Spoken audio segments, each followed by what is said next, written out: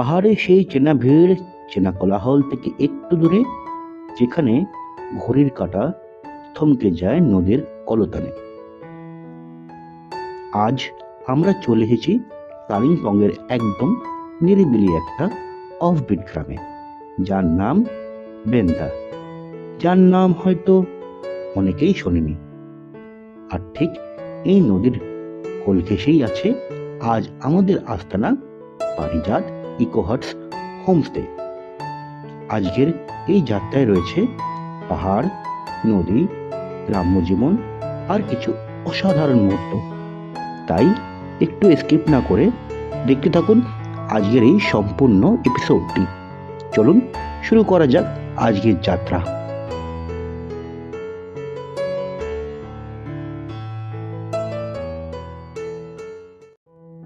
আমরা যখন নিজেরা ঘুরতে বেরোই তখন আগের থেকে রিসার্চ করে নিই, বাট আজকে আমাদের এই গ্রুপ ট্যুরের কোনো কিন্তু রিসার্চ ছিল না। শুধু জানতাম বেন্দা যাব, একটা অফবিট ভিলেজ কালিম্পংয়ের মধ্যে। যদি সত্যি কথা বলি তাহলে এটা কিন্তু অফবিটের অফবিট, মানে এক কথায় অফবিটের বাপ। তো আজকে আমি চলে এসেছি বেন্দা, আর বেন্দায় একটা নদীর ধারে অর্থাৎ ঋষি নদীর ধারে একটা সুন্দর হোমস্টে আমাদের পছন্দ হয়েছে, তাই আজকে আমরা সেই জায়গাটা রাত্রিবাসের জন্য বেছে নিয়েছি। আর আমি এখন দাঁড়িয়ে আছি এই বেন্দার বিখ্যাত একটা ব্রিজ, ওখলা ব্রিজ বা ওখলা পোল, আর এর নিচ দিয়ে বয়ে যাচ্ছে ঋষি রিভার। হ্যালো এভরিওয়ান, আমি Amarta and welcome again to my channel Zindegi life with Amarta. Well, ব্লগিংটা আমার কোনো পেশা নয়, এটা আমার একটি হবি মাত্র। তাই আপনারা আমার এই চ্যানেল দেখতে পাবেন প্রপার্টির আনবায়াস রিভিউ এবং ডিটেলড ইনফরমেশন। ওয়েল, আপনাদের সঙ্গে আরও বেশি করে কানেক্ট থাকার জন্য একটা হোয়াটসঅ্যাপ গ্রুপ বানিয়েছি, ডিসক্রিপশনে তার লিঙ্কটা দিয়ে দিলাম, চাইলে জয়েন করতে পারেন। ইচ্ছা আছে ভবিষ্যতে আপনাদেরকে নিয়ে একটা গ্রুপ ট্যুর অ্যারেঞ্জ করার। এই বিষয়ে আপনাদের কি মতামত কাইন্ডলি আমাকে জানাবেন, তাহলে আমার বুঝতে সুবিধা হবে। এই বেন্দা ভিলেজটা খাগে গ্রাম পঞ্চায়েতের মধ্যেই পড়ে, আর এই খাগেটা কালিম্পং ডিস্ট্রিক্টের মধ্যেই অবস্থিত। আর এই বেন্দাতে থাকতে গেলে অবশ্যই একটা থাকার আস্তানা চাই, তাই আজকে আমরা বেছে নিয়েছি পারিজাত ইকোহাট হোমস্টে, যা একদম ঋষি রিভারের পাশেই অবস্থিত। যাই হোক, চলুন তাহলে আমরা হোমস্টেতে যাই এবং আগে হোমস্টেটা একটু এক্সপ্লোর করি, দেন খাওয়া দাওয়া, সাইট সিন এগুলো তো আছেই। এই বেন্দা ভিলেজের জার্নিটা স্টার্ট হয়েছিল তেন্দ্রাবং ভিলেজ থেকে। অফবিট কালিম্পংয়ের এটি হচ্ছে থার্ড এপিসোড। ফার্স্ট এপিসোড ছিল সেকলেগাঁও এবং সেকেন্ড এপিসোড তেন্দ্রাবং। এই দুটি এপিসোড যদি মিস হয়ে গিয়ে থাকে তাহলে ডেসক্রিপশনে লিঙ্কটা দেওয়া রইল, চাইলে দেখে নিতে পারেন, তাহলে ভিডিওর কন্টিনিউশনটা বুঝতে সুবিধা হবে। কারেন্টলি আমরা খাগে স্কুলটা ছাড়িয়ে বেন্দার পথে।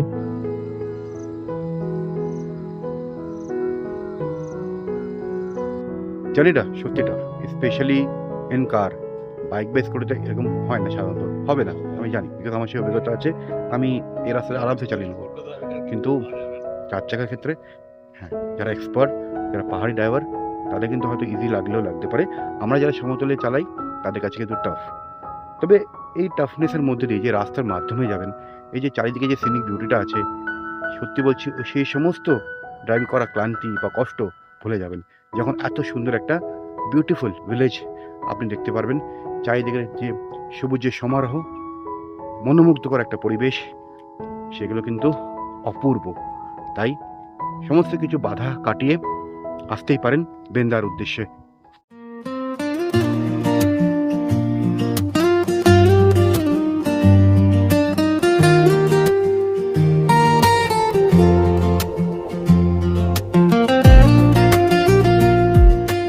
ফার্স্ট লুকেই আপনার কিন্তু অসম ফিল হবে, তাই জন্যে আমাদেরও কিন্তু এক নজরেই এই হোমস্টেটা পছন্দ হয়ে গেছিল। শহর ছেড়ে দূরে কোথাও মেঘের দেশে চলা, সবুজ ঘেরা পাহাড় কোলে মনের কথা বলা।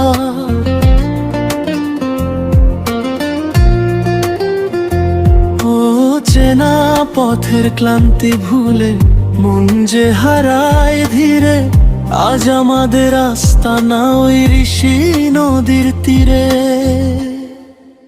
নদীর ধারে লুকিয়ে থাকা ছোট্ট একটা ঘর, পারিজাতে রাঙিনাতে ক্লান্তি ভাঙার স্বর, কাঠের কটেজ তাঁবুর বুকে মায়ায় ঘেরা রাত, পাহাড় যেন আলতো করে বাড়ায় দুটো হাত। ওয়েল, আমার পিছনে দেখতে পাচ্ছেন একটা বড় লন। সেই লনে কিন্তু অনায়াসে যদি আপনারা ছোটো বাচ্চা নিয়ে আসেন, তারা কিন্তু অনেক সুন্দরভাবে খেলাধুলা পর্যন্ত করতে পারে। আর যদি মনে করুন একটা বড় গ্রুপ আছে, স্পেশালি যারা স্টুডেন্ট গ্রুপ, যারা একটু এক্সপিরিয়েন্স করতে চায় টেন্টে থাকার, ক্যাম্পিং করার, তারা কিন্তু এইখানে কিন্তু অলরেডি টেন্ট আছে, আরও কিন্তু টেন্ট লাগিয়ে দেওয়া হয়, তারা কিন্তু এখানে টেন্টে থাকতেই পারে। আপনাদের জানিয়ে রাখি এখানে মোট 7টা কটেজ আছে। আর আমাদেরকে যে রুমটা অ্যালোকেট করা হয়েছে, চলুন আগে সেই রুমটা একটু গিয়ে দেখেন। Wow, amazing! রুমে ঢুকেই কিন্তু আমার অসাধারণ ভালো লাগছে, কারণ এই হোমস্টের বাইরেটা যতখানি সুন্দর, ভিতরটাও সেরকমই সুন্দর। যেমনি দেখতেই পাচ্ছেন, এখানে কিন্তু সাবান, শ্যাম্পু, একটা তোয়ালে এগুলো দিয়ে দিয়েছে, লেপ, বালিশ, কুশন, এগুলো সমস্ত কিছু দেওয়া আছে। আর সিমিলারলি ওই খাটেও তাই, মাঝখানে একটা টুকিটাকি জিনিসপত্র রাখার জন্যে একটা টি টেবিল টাইপের করা হয়েছে, বা সাইড টেবিলও বলতে পারেন। আর এখানে কমপ্লিমেন্টারি আপাতত দুটো গ্লাস দিয়েছে, এই জাস্ট ঢুকলাম, হয়তো জল টল পরে দিয়ে যাচ্ছেন। এখানে রয়েছে মেনু কার্ড, এখানকার আলাকাটাও আপনি খাওয়া দাওয়ার অর্ডার করতে পারেন। তো এই রুমটা আপনি দেখতেই পাচ্ছেন, প্রিমিয়াম ডিলাক্স রুম, যেখানে কিন্তু 4টে অ্যাডাল্ট ব্যক্তি থাকতে পারে। এখানে দুটো, কিন্তু বিছনার সাইজটা এতটাই বড় যে 3-6 জন কিন্তু থাকা যেতে পারে। আর বিছনার কোয়ালিটি অসাধারণ, মানে পুরো প্রিমিয়াম গদি, প্রিমিয়াম বালিশ, আপনি কিন্তু খুবই কমফোর্টেবলি শুতে পারবেন এই বিছনায়। হ্যাঁ, এখানে কিন্তু একটু মাঝে মাঝে গরমও পড়ে, তীব্র গরমে এখানেও একটু গরম পড়ে, তাই এসি না লাগলেও পাখার ব্যবস্থা কিন্তু আছে। এদিকে আছে একটা ওয়ার্ডরোব, তো টুকিটাকি জিনিস আপনারা এখানে রাখতেই পারেন। আর এদিকটা আছে একটা টি টেবিল, একটা বসার সোফা, আর এদিকটা কিন্তু ওয়াশরুম। এখানে আছে, সামনেই আছে একটা মিরর আর বেসিন, বালতি মগ দিয়ে দিয়েছেন, ট্যাপ কল, ওপরে আছে শাওয়ার, ভেন্টিলেশনের সুব্যবস্থা আছে, আর জামা কাপড় রাখার জন্য একটু ব্যবস্থা। এখানে আছে ওয়েস্টার্ন কমোড। যদি আপনারা এই রুমে 4 জন থাকেন তাহলে 1800 টাকা প্রতি ব্যক্তি, আর যদি 2 জন থাকেন সেক্ষেত্রে 2200 টাকা প্রতি ব্যক্তি, ইনক্লুডিং 4 টাইম মিলস। আর এই রুমটার মধ্যে যে সমস্ত একটা বেসিক হোমস্টে রুমের অ্যামিনিটিস প্রয়োজন হয়, সমস্ত কিছুই আছে, যেটা হোমস্টের চেয়ে একটু বেশি, বাট রিসর্টের চেয়ে একটু কম। এক কথায় অপূর্ব। চারিদিকের এই শান্ত বাতাস, নদীর স্রোতের শব্দ, আর এই সৌন্দর্য, সব কিছু দেখতে দেখতে কি করে যে সময় কেটে যাচ্ছে বুঝতেই পারছি না। এটা হচ্ছে এখানকার ডাইনিং রুম, চলুন আগে ডাইনিং রুমে যাই। আচ্ছা, আমি শুনেছি এখানকার যিনি ওনার আছেন, রিঙ্কুদি, তিনি কিন্তু খুব বাঙালি ভালো খাবার দাবার রান্নাবান্না করেন এবং নিজের হাতেই পরিচালনা করেন। তো অবশ্যই ওনার সঙ্গে পরিচয় করিয়ে দেবো আপনাদেরও। তবে আমাদের এখন খাবার দাবার সার্ভ হচ্ছে, আমার বন্ধুরা অলরেডি বসে গেছে।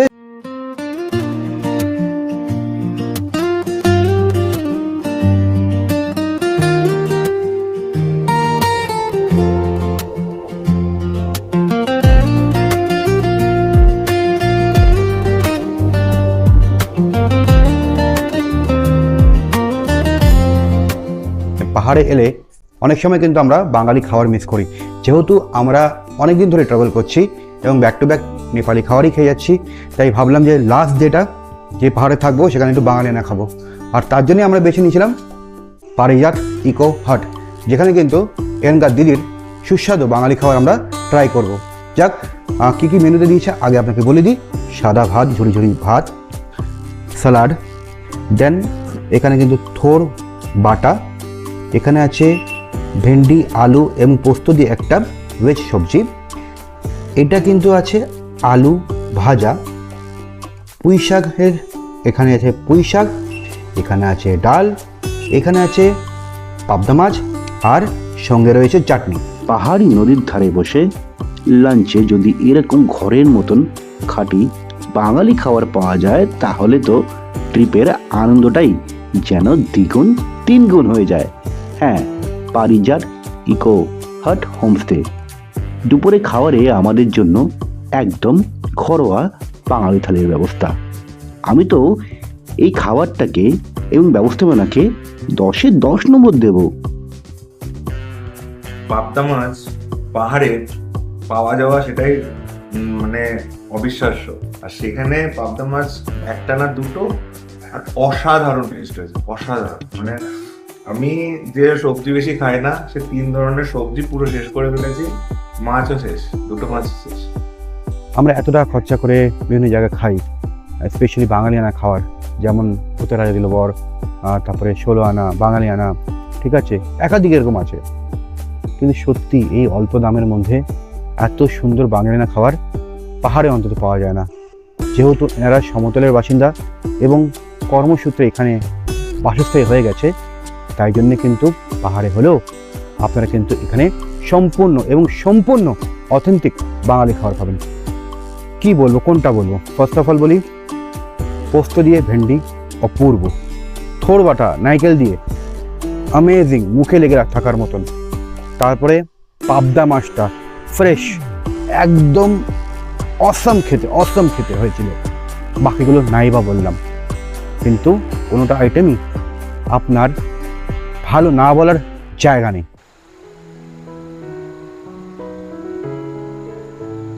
নদীর একদম পাড়ে বসে আছি আর এখান থেকে এই নদীটাকে উপভোগ করছি। অপূর্ব সুন্দর জায়গা। যাক, জানিয়ে রাখি যে এখান থেকে সব থেকে নিয়ারেস্ট রেলওয়ে স্টেশন হচ্ছে নিউ মাল জাংশন। দূরত্ব এই ধরুন আনুমানিক 90 কিলোমিটার মতন। আসতে সময় লাগতে পারে এই 3.5 ঘন্টা মতন। আর যদি ক্যাব ফেয়ারের কথা বলি, বড় গাড়িতে ভাড়া পড়ে আনুমানিক 4,500 টাকা। এখানে 7টা কটেজ আছে এবং 7টা কটেজের থিম, অ্যামিনিটিস এবং আনুষঙ্গিক যেই সমস্ত জিনিস থাকে একটা রুমের ক্ষেত্রে, সমস্ত রকম মোরালেস একই। আসুন তাহলে, এইটা একটা ডাবল বেডের রুম আছে, এই রুমটা আমরা একটু দেখে নিই। ওয়াও, এই রুমটা তো সত্যি খুব ভালো। এই রুমটাও কিন্তু খুবই সুন্দর। একটা কিং সাইজের বেড আছে, দুজনে তো অনায়াসেই শুতে পারবে, চাইলে 3 জনে শুতে পারে। ছোট্টর মধ্যে এটাও কিন্তু খুব নিট অ্যান্ড ক্লিন একদম বাথরুম। সামনে দিতে পারছি বেসিন, জামা কাপড় ছোলার ব্যবস্থা, আয়না রয়েছে, বালতি মগ দিয়ে দিয়েছেন, এখানেও বেসিন কামোড। বাবা, অসাধারণ। মানে আমার সবথেকে ভালো লাগছে যে ক্লিনিনেস, সেটা কিন্তু প্রত্যেকটা জায়গায় আমি লক্ষ্য করছি। দেখুন, এগুলো কিন্তু কোনোটাই পেড প্রমোশন নয়। আমি ব্যক্তিগতভাবে খুব ঘুরি এবং আমার এই ঘোরার অভিজ্ঞতার কথাই আমি একটা ডিজিটাল ফরম্যাটে সেভ করে রাখি এবং তুলে ধরি আপনাদের সামনে। বাস এইটুখানি আর কি। আমার কাছে ভালো হলে ভালো, খারাপ হলে খারাপ। আপনারা যদি এই রুমে থাকেন তাহলে এর ভাড়া হচ্ছে 1500 টাকা করে প্রতি ব্যক্তি, ইনক্লুডিং 4 টাইম মিলস।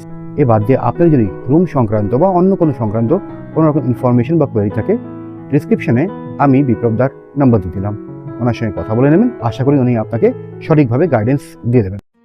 সবাই মিলে একটু পাশে যে ঋষি রিভার আছে ওখানে একটু যাই, ওখানে কিছুটা টাইম স্পেন্ড করি। চলুন তাহলে, চোখ ভরে মন ভরে এই দৃশ্যগুলো উপভোগ করতে চাই। এই ছোট্ট একটু ট্রেকিং করতে বেশ ভালোই লাগছে।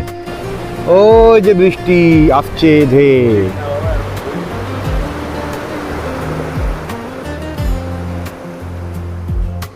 শহর ছেড়ে দূরে কোথাও মেঘের দেশে চলা, সবুজ ঘেরা পাহাড় কোলে মনের চারিদিকে এত রক, দেখে মনে হচ্ছে অনেকটা ওই রকি আইল্যান্ডের মতন। বাট এখানকার মাধুর্য এবং বিউটি একটু অন্যরকম। মন যে হারায় ধীরে, আজ আমাদের আস্তানা ওই ঋষি নদীর তীরে।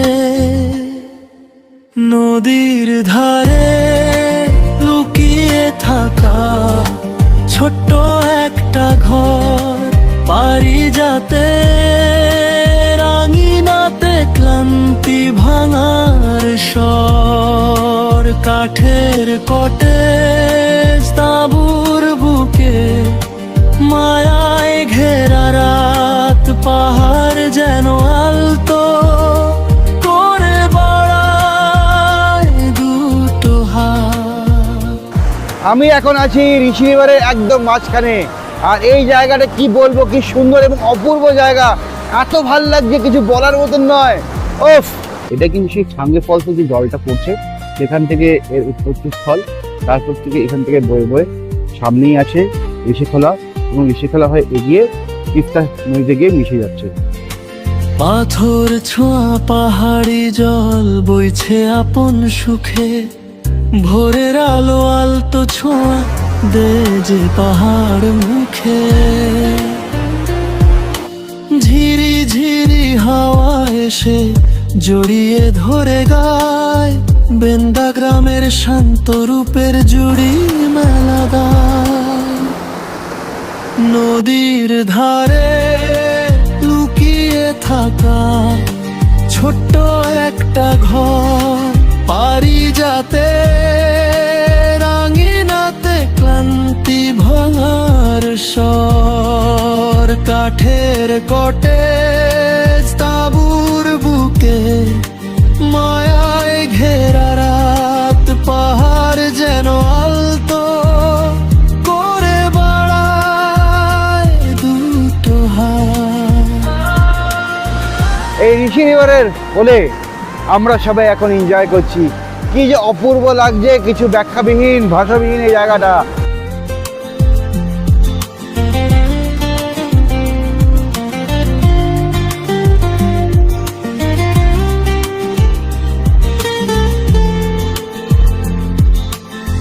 পথ ফুরলেও মন কি ফেরে স্মৃতির মেঘেরা ঘরে। বেন্দা নামের ছোট্ট সুখ যে রইল হৃদয় জুড়ে। আবার আমি আসবো ফিরে এই পাহাড়ি নীড়ে, আজ আমাদের আস্তানা ওই ঋষি নদীর তীরে।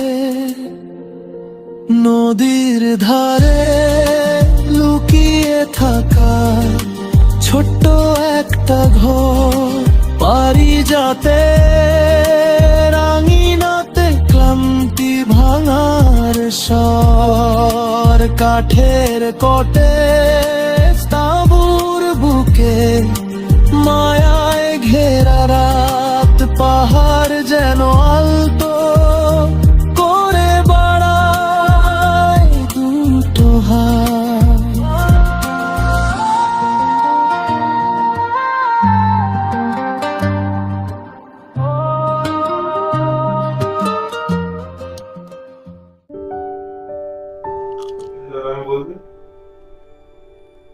খুব ভালো বানিয়েছে।